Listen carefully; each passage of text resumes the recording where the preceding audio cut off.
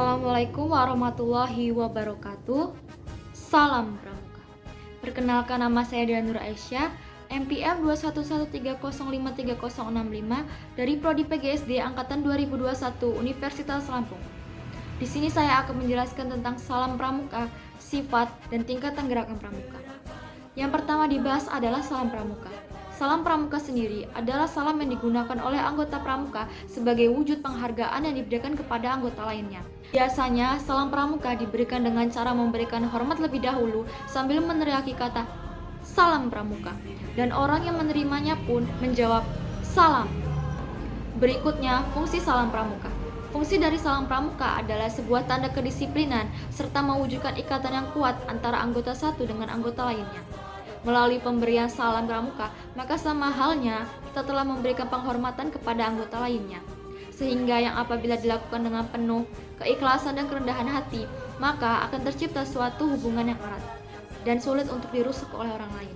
Maka dari itu, sebagai anggota pramuka haruslah saling menghormati antara anggota satu dengan anggota lainnya, agar tercipta sebuah persatuan dan kesatuan di antara kita, yang paling tidak dengan cara mengucapkan salam pramuka dan dijawab baik pula dengan salam.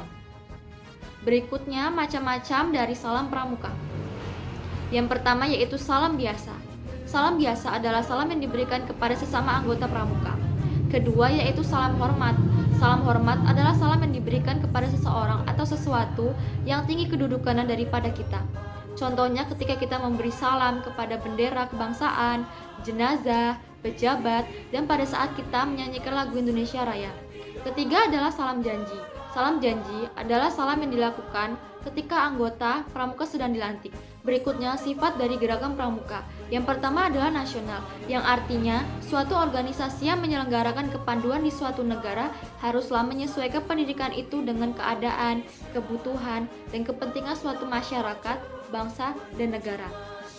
Kedua yaitu internasional, yang artinya organisasi kepanduan dimanapun di dunia ini harus membina dan mengembangkan rasa persaudaraan dan persahabatan antara sesama pandu dan sesama manusia, tanpa membedakan kepercayaan agama, golongan, tingkat, suku, bangsa, ataupun budaya. Ketiga, universal, yang artinya kepanduan dapat dipergunakan di mana saja untuk mendidik anak-anak dari bangsa apapun, yang dalam pelaksanaan pendidikannya selalu menggunakan prinsip dasar dan metode kepanduan. Berikutnya adalah tingkatan dalam kepramukaan. Tingkatan dalam kepramukaan adalah sebuah tingkatan yang ditentukan oleh kemampuan anggotanya. Kemampuan itu disebut dengan syarat-syarat kecakapan umum atau SKU. Yang pertama adalah tingkatan siaga, yang terdiri dari siaga mulia, siaga bantu, dan siaga tata. Kedua adalah tingkatan pramuka penggala, yang terdiri dari penggalang ramu, penggalang rakit, dan penggalang terap. Yang ketiga adalah pramuka penegak, terdiri dari penegak bantara dan penegak pelaksana.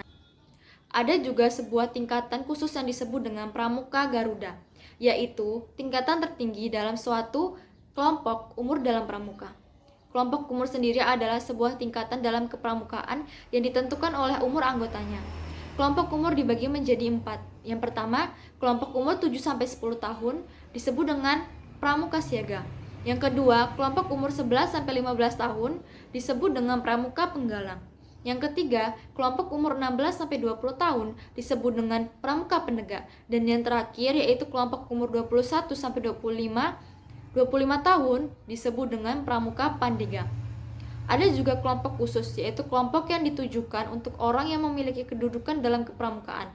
Misalnya pramuka pembina, pramuka andalan, pelatih, pamong-saka, staf kuartir, dan majelis pembimbing. Sekian penjelasan dari saya tentang salam pramuka, sifat, dan tingkatan dalam gerakan pramuka. Kurang lebihnya saya mohon maaf. Saya akhiri. Wassalamualaikum warahmatullahi wabarakatuh. Salam pramuka.